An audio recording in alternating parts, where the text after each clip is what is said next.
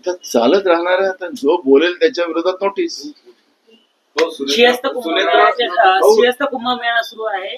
त्याच्या बैठक छगन भुजबळ घेत आहेत आणि गिरीश महाजन सुद्धा त्या बैठकीला जाणार होते, परंतु त्यांनी सिंहस्थ कुंभमेळ्याचे त्या दोघांमध्ये वाद सुरू आहे की मंत्री गिरीश महाजन असतानाही छगन भुजबळ बैठक घेतात. त्याची या सरकारमध्ये गोंधळच गोंधळ आहे. या राज्यातले मुख्यमंत्री कॅबिनेटला जात नाही, मंत्री कॅबिनेटला जात नाही आणि आता तर पालकमंत्र्याचे अधिकार काढले गेलेत अशी बातमी मी आता ऐकलेली आहे.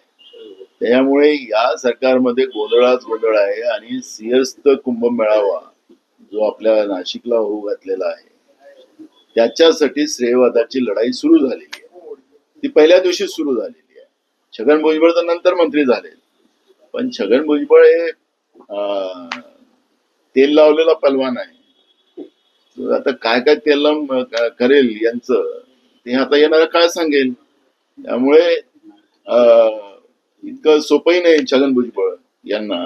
आणि गिरीश महाजन त्यांच्या समोर बच्चे आहे. गिरीश महाजनाला सगळे अधिकारी असतील, पण ते त्यांच्या समोर बच्चे, हा तेल लावलेला पलवान आहे. त्याच्यामुळे सिंहस्थ कुंभमेळावा हा चांगला व्हावा, कुठलंही करप्शन त्याच्यामध्ये होऊ नये. जगभरातून येणारे साधू संत आणि जेवढे त्या ठिकाणी यात्रेकरू येतील त्यांची चांगली व्यवस्था व्हावी आणि त्या ठिकाणी कुठली गैरसोय होऊ नये याची काळजी सरकारने घ्यावी.